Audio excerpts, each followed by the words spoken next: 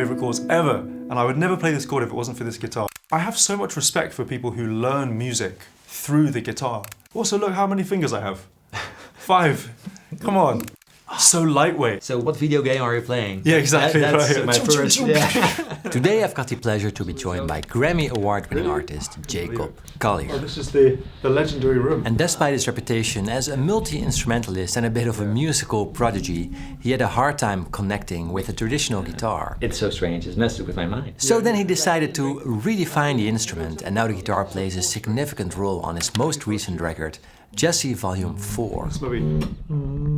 Whether it's finger-picking intricate melodies, layering complex harmonies, or just rocking out, his guitars and playing style are truly something to shine a light on. Jethro has arrived. After we found a good place for Jethro. So Jethro has been on the piano for every concert I've done since 2019. I always refer to him as a crocodile because I like crocs.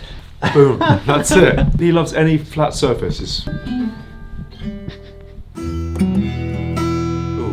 I normally don't use tuners, but I should. I was wondering about that actually. I tune to where I feel the note is in my head. All right, I'll follow you.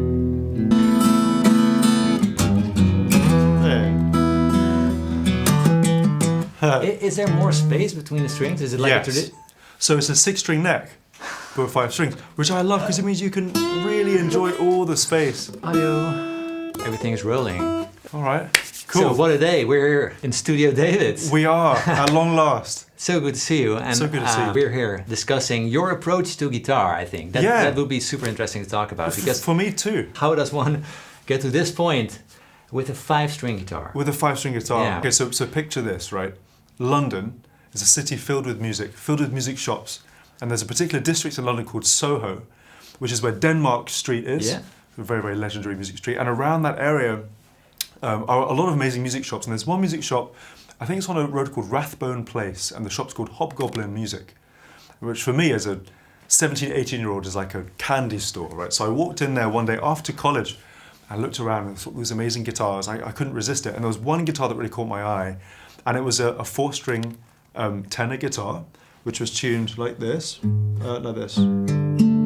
That's how it was tuned, so in fifths. So it's basically 1 octave down from a mandolin, yeah, you can say, or 1 octave down from a violin.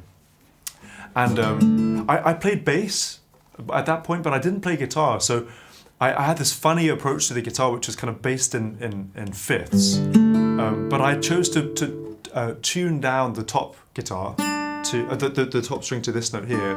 So what I had was 4th on the top, so I could play bassy kind of language, and then 5ths on the bottom. And that kind of defined so much of my guitar playing in the early years. That was like my first ever guitar. And then over the years of just being very curious about the guitar, because I could always play guitar in my head. Even though I couldn't play with my fingers, I could always imagine the guitar and imagine the kinds of things I would do. And so over the years I started to imagine a sort of a language of guitar playing where it was, again, half in 4ths and half in 5ths, because I think both are really helpful and important. And so I basically dreamed of this guitar tuning for many, many years before it existed. And then one day I asked Taylor, I said, hey, how would you feel about putting a 5-string guitar on a 6-string neck, tuned in a very strange way, but with exactly the same range as a normal guitar, but just with a different set of intervals? And they said yes, which changed my whole life. So the tuning, if I take off the capo, or you say capo? I say capo. I say capo as well. Yeah. Nice. That's internet. I've received some shtuck for that, but I'm glad you say it. Capo. Capo, thank you. Yes. So without the capo, you got D, A, E, A, D. So it's almost like there's a mirror down the middle. So you've got octave here and octave here, which is lovely because it means if you play these lines, it's really gorgeous and easy to find. Not to mention a major chord is very easy, right? So for a guitar novice like me coming into the guitar, this and this, it's just so straightforward to understand. I can play that anywhere, right?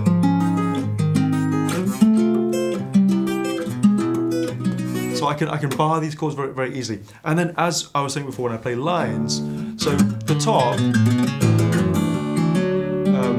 this fifths area it's very much sort of wide intervals, so it can be quite drony, you know. And then the top, the higher strings,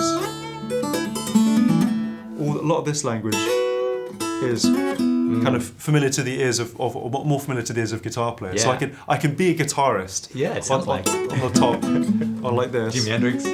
Yeah, fourthsy stuff. But I can also.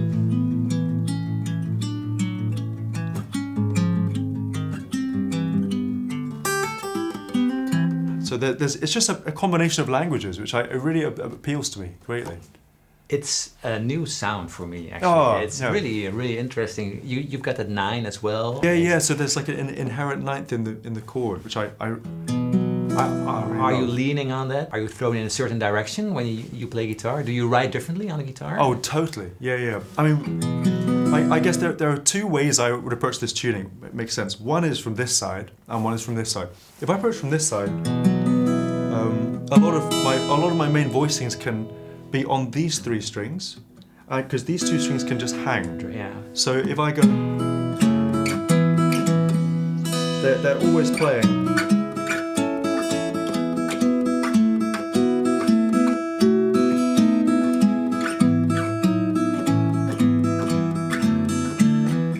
Which I love because as a lover of harmony, you can find really amazing changes, but with these 2 notes as sort of like the bridge that crosses them all through. So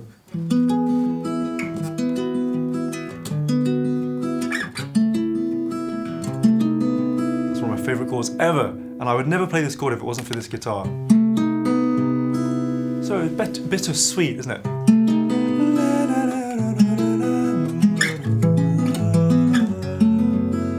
So I don't know what it is about the guitar, but it definitely brings out, in a sense, a simplicity of harmonic language for me, which is sometimes rare because I only have 3 strings to choose from.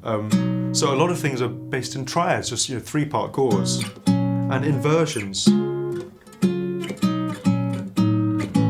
And there are certain sequences that a guitar like this might lend itself to, like something like. I don't know what it is about the harmonic language that it presents, but it does inspire me to write songs in a different way. As soon as you strum the guitar, it evokes a sort of emotion. Yeah, and you're there. Yeah. I mean, I know I'm very biased here, but I think that if you're just starting out on guitar, this is a really great place to start because it's. If you strum all the strings, it already sounds good. You don't have to do a funky shape to begin. Whenever I discovered open D, for example, it's a game changer, isn't it? Why don't people start with open D? I know. And you can play on the top string, just add some melodies in there. You can change an entire chord by just changing the bass note and sort of the rest. I love it so much. Yeah, it's funny. The other day I was hanging out with Joni Mitchell, which I know is a weird thing to say, but it's true. I performed with her at the Grammys this year. I saw, yeah. And I was just asking her about tunings because she is such a legend of guitar tunings, and the way she thinks about it is so unique. And she was describing just the way that different kinds of tunings would just evoke a spirit, which would guide her towards a song, would evoke a lyric, would evoke a mood. But how she didn't know any of the chords she was playing. She would just, her fingers would just find this stuff. And like amazing tunings like with the 4th in, and sometimes with the 6 in, and all these really strange tunings. But she'd do like, drop C tunings, like C, G, D, F, A, C. Or so things like this. It's just an amazing thing, but I love the approach. I've always sort of been of that mind of, if you don't like a rule, tweak it. Yeah. Like, I would be scared saying, wait a second, everyone has been doing it wrong. 6 strings, no.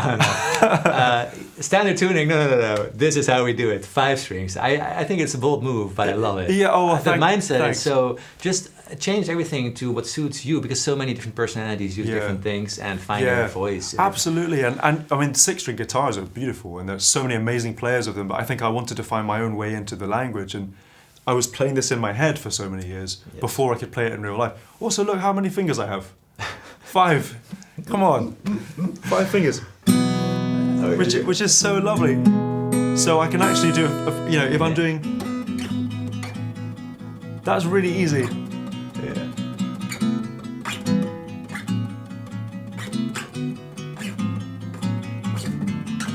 Just every one of my fingers has a job.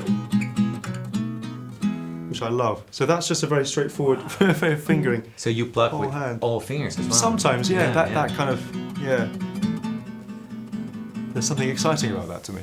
Very dynamic because you can really control and all you the can control strings. each, and then you can bite them out in different ways. Yeah. But I will say with guitar in general, again, because I'm utterly self-taught and experimental, and I follow my ears much more than I follow my technique. I do a lot with my left hand, and that's partly because I as a bass player, I've had to strengthen up my fingers to do quite dexterous things. I actually started playing bass on double bass, which is proper like hardcore. You kind of need to have strength. Yeah. And when I came to electric bass many years later, I was like, this is so easy. Man, you just play. This is so like light. But, Shredding. But because of that, you can kind of just play one note. And then this hand does like all the work. My right hand's not doing very much at all. But I don't know why that. I don't know why that made sense to me. But I think also as a piano player, playing notes like this feels natural. So sometimes I can literally just hang out with my right hand not doing very much, and then enunciate as I need to as well. So I have both hands doing very unusual things, I suppose. Yeah. And I saw your picking technique is pretty well sort of evolved into something that suits this guitar very well. Yeah, it's quite bespoke to this guitar, I think. So, this pattern,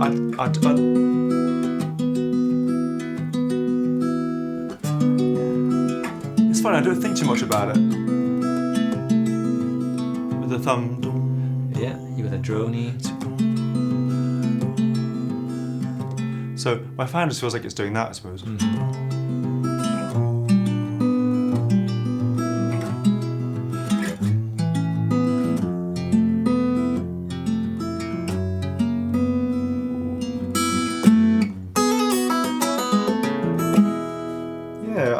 I think I sort of hop up and around a little bit, and I don't use my little finger too much unless I'm doing this thing, same. which is helpful. But I'm not sure many people do pick with their little fingers. I think only a few, and indeed usually only when they pluck the claw heavy chord. Yeah.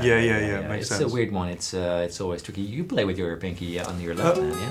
When I'm reaching a little bit, but my pinky's not the strongest. Yeah. It's funny. I recently picked up the Mando cello. Have you ever seen a Mando cello? No. I got one for Christmas. My mom got one for me for Christmas. Oh, the sweetest. It's a massive mandolin, basically. It's tuned like a cello. So it's like C, G, D, A, like super low. There's 2 strings for every note. It sounds really big and wide. It's the first time in my life I've ever picked with a pick. Oh. The last month or so. I'm trying to get better at it. It's hard. With something, you got to pick that. If you want to try it, I mean. Yeah, I've never picked this guitar before.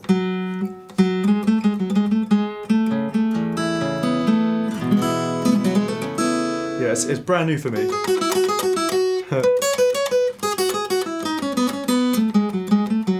I'm sure you in the comments will be saying, Jacob, don't do it like that, but that's okay. It's all good. Whatever you want, it's fine. Okay, cool. I might ask you for some tips later. Well, usually people tend to pick not on the fretboard because it gives you something that's... Oh, the clicky thing. But I thought you might like say. It, yeah. So down here is better, is it? Well, you sort of got your equalizer up here. If you pick here, it's super bright. Oh yeah. That's a good point. You can really play this with guy's the good. Right, so you get to design the... It's funny, I picked here but from the Mandocello for some reason. This sounds much better, thanks for Then that. if you want to really ring a chord, you can sort of do that and then go there. Yeah.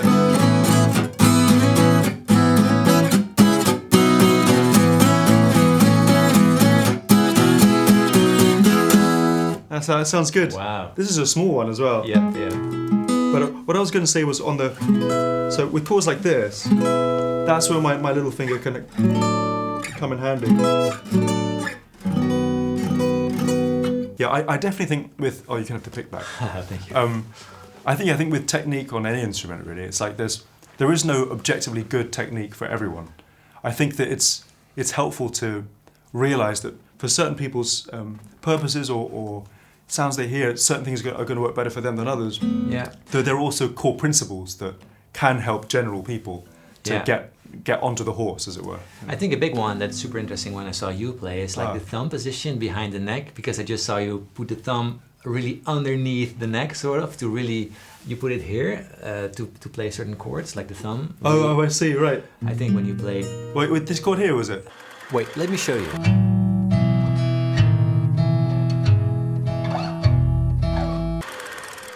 I think when you really want to stretch, you sort of put it like here. I don't know, it's... Yeah. So I think that really says it all. Like the thumb position is so debatable. Like when Jimi Hendrix started playing, he put his thumb he did all this stuff, over didn't his he? neck. Yeah, which I love that. And like to the day, more traditional guitar teachers are still like saying, no, well, how are you going to play a Little Wing? Yeah, exactly. Well, you're not. So, it's built for a hand with a thumb over the E string. Exactly. Yeah, it's funny. On that topic, did you ever play traditional guitar before you found the 5-string? Or No, never? I never did. I think I had there was a guitar in the house, which I didn't really do much with, because I just didn't. My brain wouldn't get inside the tuning, and because I was such a piano player, I would just. I think I was harmonically impatient, you could say. I wanted immediate harmonic results, and so I would sit at the piano and go, bang, bang, bang, bang, bang, and then I'd pick up the guitar and go, I can't quite find the shape, you know. Also, the thing with the guitar is that a lot of the shapes that you start with, you hear them all the time. Yes. You know, so E major, everyone's heard that a million times, or C major, you know, everyone's heard that before. I think that my ears were more attracted to sounds I had not heard before. And so for whatever reason, I think the guitar was in some ways off-putting, because there was no way in unless you do something that you've heard before, which sounds like a funny thing to say, but I think what drew me to the tenor guitar was I was finding shapes on the guitar which were in some ways simpler than the 6-string guitar, because there were only 4 strings, but I hadn't heard a guitar do that before, so I was excited by that. And then more recently I've come back around, and now I want to learn the more traditional shapes on 6-string, but at first I think I wasn't, it didn't like turn me on, it didn't get me at first. I think it also matters that you were already so proficient in different instruments, so if you feel held back by a design of an instrument, you're sort of like, well, maybe. Well, I have so much respect for people who learn music through the guitar, because I feel like the guitar is such it's so distinct in a sense. You have to climb in through these shapes and things, and if you can map out the whole of music and understanding on a fretboard, I think that's such an amazing thing to do. I feel like the piano is in some ways easier because it's all there. You think, you know, and then you can apply that to other things. But I think the guitar is an amazing place to learn that. But I definitely struggled with that when I was growing up. You know? The guitar is like a maze, but when you found your path, like it's beautiful. It's so beautiful. I remember hearing a guitar player. Do you know Ted Green? Yeah. Just one of the greats to me. It was one of my biggest guitar inspirations. He also inspired me in my arpeggi playing. I play this instrument called a arpeggi. It's like a 16-string, it's like whole tone tuned. It's a wild instrument. And the way I play arpeggi is very much inspired by Ted Green. The way he plays guitar is so soft, and all the harmonic-y, tappy. Oh, it's gorgeous. But that's another example of someone I heard play the guitar. I thought, is that even a guitar? What instrument is that he's playing? I've never heard it sound like that before. Yeah, I was listening to your new record, Djesse #4, Volume 4. Congrats on that. It is absolutely beautiful. Oh, thank you. Like just speaking about it gives me some goosebumps. Oh yeah. There are some tracks on there, wow, that just blew my mind. Oh. And sometimes, like, is it a guitar or is it something else? Yeah, it's hard to tell. Sometimes I didn't know. Also because of the production a little bit, it's not guitar-centric. On Well, of course. Yes. Maybe it's time to show me the other guitar. Should we crack out the electric? I think so. This is the one that I played on Well, so since you mentioned it, let's do that. Oh, there we go. Let's go. Just gonna sit here and be shocked. Let's do it. All right. Here's the beastie. Isn't that beautiful? There you go. Oh, wow. So lightweight. So what video game are you playing? Yeah, exactly. That's right. my first. I do love the blue and the color. Yeah. It suits your personality. I do like my colours. Has to be said. Yeah. And I've never seen a guitar with these fret inlays as these kind of like these colourful lines before. And so you tune it down here. Yeah, that's super interesting. Yeah. And why did you choose the super modern Strandberg design? Is that something? So back in 2021, right? I fell in love with a musical group called Arch Echo. The way they get around the neck was just like liquid, you know, so fluid and so musical and effortless. And they said, you know, you should hang out with Ola at some point. And so they connected me with Ola because I was explained to them that I was kind of imagining this idea in my head. What if there was a 5-string electric guitar? That's kind of like my absolute dream. And so I then met Ola Strandberg, the man who is responsible for all these beasts, in Stockholm, 2022, when I played a show there. And I showed him the 5-string acoustic. I said, hey man, this is kind of like my baby. I play this on tour and I love the tuning. And he just kind of like had this twinkle in his eye. He said, leave it with me. And I wasn't expecting anything, but then a few short weeks later, he basically sent me the first prototype of this. Which is the same exact tuning as that, but it's in electric form, which completely blew my mind. And there are certain things that you can do on this that you just can't do on this. So, for example, I can bend super far, minor third, which I've never been able to do that kind of thing before.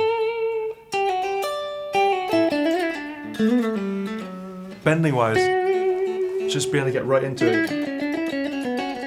Which again is a testament to the neck being slightly bigger than you would normally have. Yeah. There's so much real estate around the strings.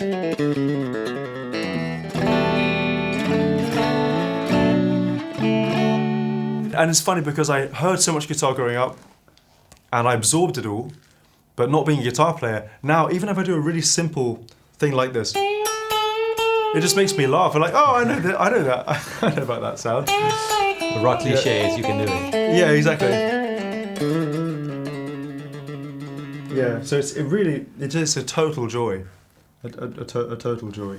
It is pretty beautiful. I think it's interesting that because you're not a traditional guitar player, I think it would make more sense to go for a super new, modern guitar design. Would you say so? Yeah, because I think traditional guitarists often tend to hook up their sounds to what they heard on their, like, in the 60s and the 70s. Yeah, like, right. You want that old school. This is the Jimmy. Yeah. Oh, wow, yeah.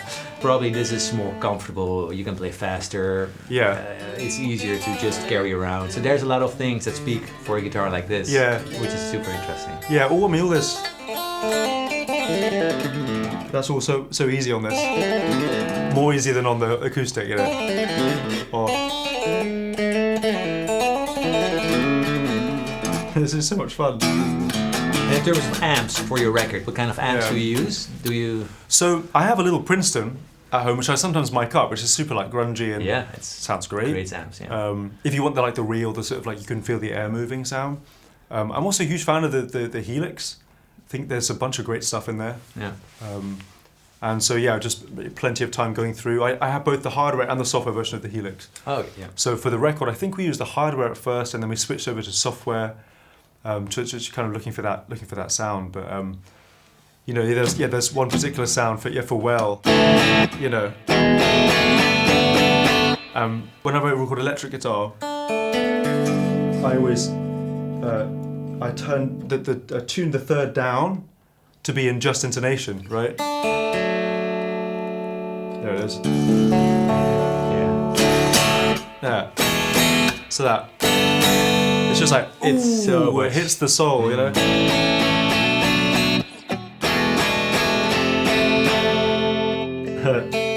Yeah, now you've got the. Yeah, but that is so great, and that's a bit of Joni, isn't it?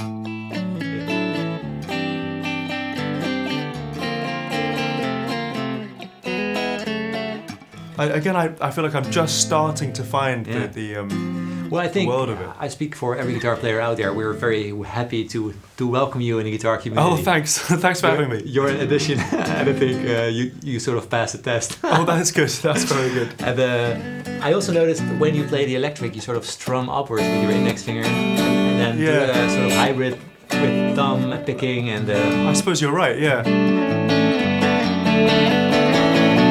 Yeah, that works for me. Can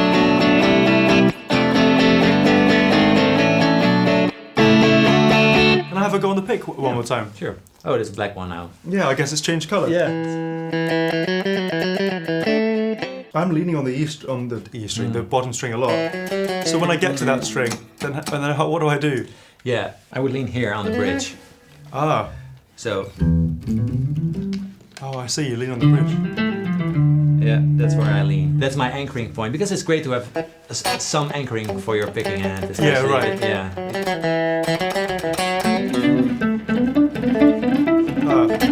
Oh, I can't do that fast. see the movements should be a little bit small, and also you can slant the pick a little bit. Oh yeah.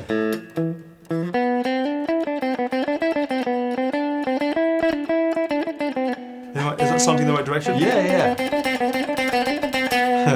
I'm so new to picking. It's amazing. What I think is also great about pick, if you really want to do string skipping, but with more emphasis, like.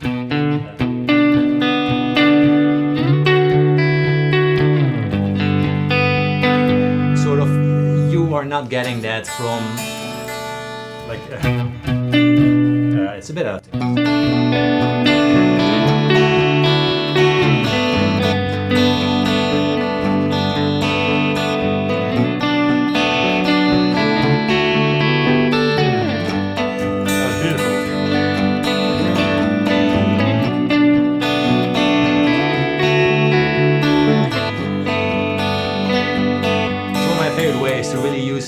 Big sort of, and if you do it fast, it looks almost sort of. And it has a different ring to it than fingerpicking. I feel like I always feel I can get a little bit more freedom with this, but then I miss the sound. It's vastly different sound. Yeah. It's cool that there are two different options, you know. And I think when you play like this, you should sort of avoid the really, because I think your string tension is quite low. Yeah. So if you dig in too much, it becomes. Yeah. Okay, so. Yeah.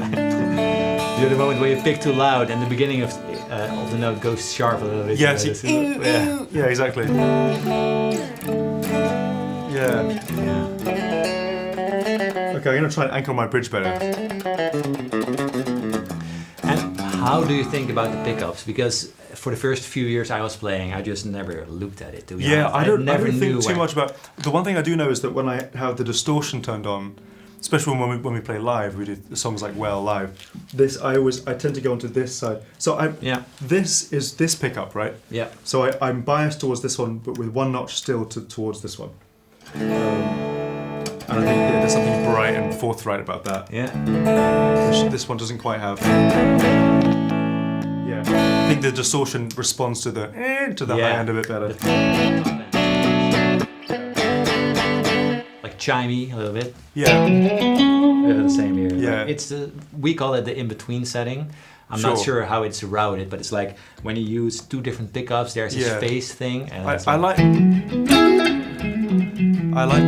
Sounds really nice. This is the more traditional.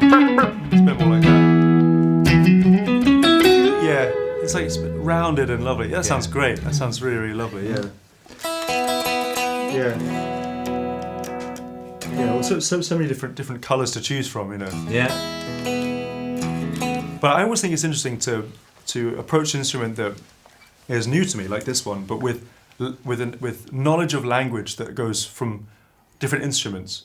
Yeah. You know, so like thinking like a piano player and wanting to play like like things I can play on piano, then I think my instinct is often to as I said, to play with my left hand. But that means that now when I'm getting to picking, my ears like lead me into different directions. So I think it's always for anyone who's ever starting an instrument, me included, I always think it's cool to lean into the parts of the way you think about things that sets you apart. You hear something and you want to play it on the guitar. But sometimes guitarists tend to go to the things that the guitar gives them. Yes, exactly. Like the traditional shapes. I mean, why is all of pop music or like rock music is C, G, D, and A? Like, yeah. Because the chords are easy. Yeah. It's not because they are the best chords, but it's just we are leaning into those chords. Exactly. I think that makes sense that people want to recreate the things that they love. You know, that's actually a natural part of learning. But I normally get more interesting results if I'm not trying to control things too much. So even when I pick up the guitar and I go for a line, if something comes out weird, you know, sometimes it's more interesting than if it comes out not weird. You know, and I also think it's healthy when you're young and you're starting out to go for things that you can't quite do. You know, so I might say, I'm going to play this this impossible line that it kind of goes, you know, and I can't play it, but and in stumbling around on it, you know, you find just interesting stuff, and then that stuff becomes your a bit more of your identity as well as the thing you were going for. And so it's cool to sort of shoot for the moon when you're young. I think it's true for learning in any field. I think the most progress is to be made at the edges of your capability, right? And if you push the edge, I would say so. Yeah. Yeah. In some ways, the more certain I become of things, the less confident I am in myself. Because being certain is way less interesting than being uncertain. You know, that being open or curious to how did you do that? That's a good state to be in. And the moment it's like, this is the one way I do it. I know from my own experience that I always get slightly uncomfortable. It's just like what I do because I don't want to stop learning. You know, there's always a new way of doing everything, even though you amass a technique over time of things that work for you. I think it's always good to look at the world in that way. Honestly, this album has the most guitar out of any album I've ever made, so it's a great time to like have this conversation. Yeah, it's right when I'm getting into the language. I love it that you are exploring, because it warms my heart that you said like, oh, it's a difficult instrument to learn. And I know a lot of guitar players probably watching right now are like, oh, the neck, I never really fully understood it, and I'm still learning. And the same goes for me. I'm still learning, still finding new routes in this maze. Yeah. So it sort of warms my heart that even a person like you can say something like, oh man, it's pretty difficult sometimes. Oh yeah, for sure. I mean, I think every instrument has its twiddles, you know, but it's so satisfying to get inside them. And again, I think it comes down to what your priorities are. You know, if you want to learn to shred like Stevie Ray Vaughan, like you can do it. Awesome, that's amazing. But I think for me, I was always interested, like, how do I get into the thing that feels new? You know, how do I extend my voice? Another thing I'll say is I feel like every instrument I play, whether it's a piano or guitar or drums or bass or whatever, I feel like I'm kind of trying to sing through it. You know, it feels like an extension of my voice, because the voice is the first thing I ever really did that I really identified with. So, and I love the guitar because it does feel like a voice. Yeah. You know. Do you miss that connection sometimes on the piano? That direct finger to note contact? The vibratos, you can't get this on the piano. And all the quirkies? Like the flops and the flops and the squiggles, yeah. When I play piano, I like to get inside the strings because then you get all the you can find squiggles of your own. Yeah, we don't need it. We just play. Yeah, for sure. It's a very direct instrument. That's also why in the beginning it's very challenging, because as you said, like the C chord, even just the basic C chord. I mean, plus everyone played it 100 million times, so it's nothing new. And then still struggling with it, I mean, that's such a bummer for a new guitarist. It is, yeah. And so I would suggest you find a way to play C major that you've never heard on the guitar, but you hear it in your head. So I was wondering, if you play guitar, do you always know where you are in terms of chord degrees, in terms of chordal structures, or are you also just letting your ear go and just don't think about anything?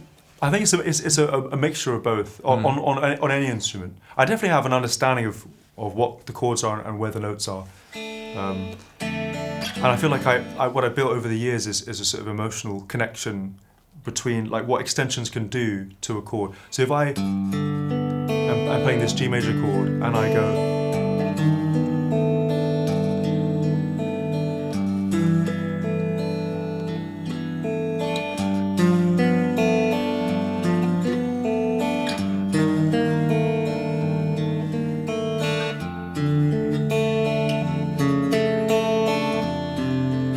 I can follow those lines through, and I know the emotional properties that they hold. So, yeah, again, I would say, like, I know what the notes are because I can hear them, but I think the more important relationship that I built is not, oh, that's a G or that's a 13, but it's like, that's the note that pulls you, pushes you, that's the note that brightens or darkens or twists and turns, you know. Wow.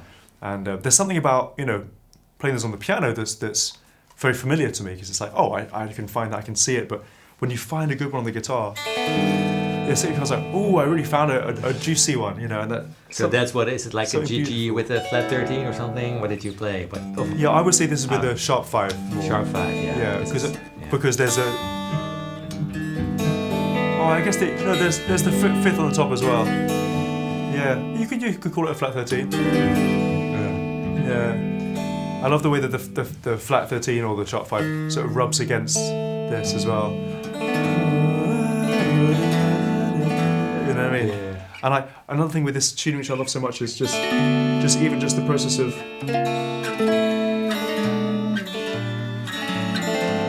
contextualizing these two strings. You know, I wouldn't necessarily play that chord on the piano, but resolving that is beautiful. Yeah, the guitar lends itself. I always call them like the fix you progression. Sure. Like that. Yeah. With these high B and E strings. Yeah, you could. On this tuning, even easier. You know. Yeah. But I love it. I love it when you have common tones. You know, pivot notes that go all the way over, and then.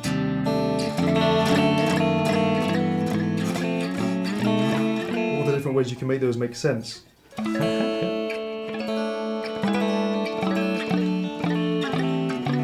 It's gorgeous. Yeah, amazing. I don't know why no one has done 5 so much. There's 5-string basses. There are 5-string basses. It's true. But yeah, that's. But to me, this is where it's at. I'm telling you, 5 fingers. It makes a lot of sense. It makes a lot of sense. Do you want to have a one quick go on it? One now it's plugged in. Yeah, let's do it. Yeah. Oh, you want to play the strat? Yeah. Oh yeah, go on then. Yeah, I'll play the strat. Yeah. This is really out of my. It's so light. Oh man.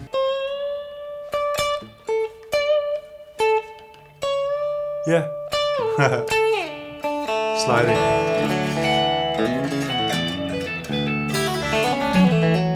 That's it. All that stuff is so much fun, right?